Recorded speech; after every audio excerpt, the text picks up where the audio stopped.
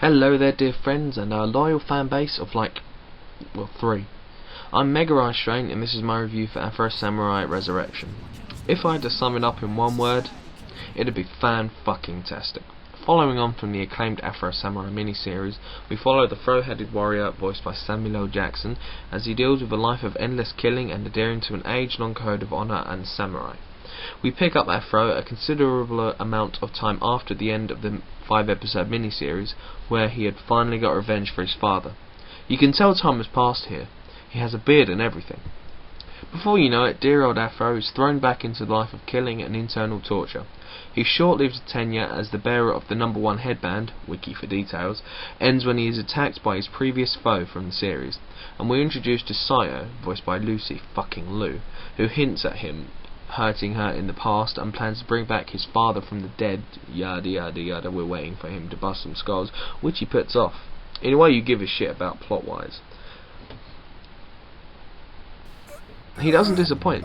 Fair enough, we have to wait a good half hour before we see him lay the smackdown, but it's worth it. He's now on the path to reclaim the #2 headband so he can challenge Sayo for the #1.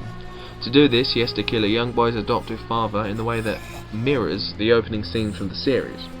When looking back to the antagonist of the series, this gives you a whole new level of perspective. As I said, it was done in a way which you gave a shit about.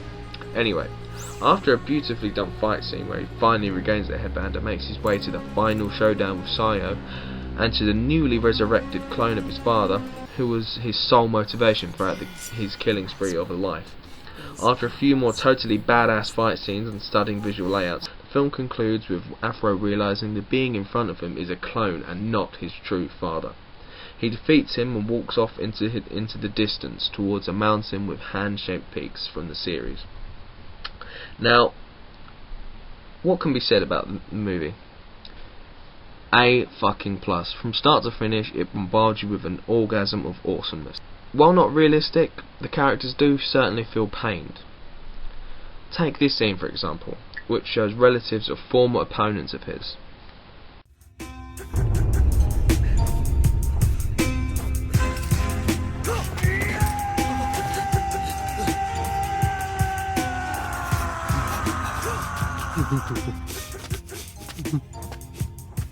A curse on you, demon! You will burn in hell! You will drown in the blood of those innocents you have slain! You will suffer the endless bullets and blades of all of us, even after death! Curse on you, Afro Samurai! For me, this added so much depth to his character. We got to see a little into his head, what thoughts must pass through his mind. Every person he defeats leaves behind relatives and family.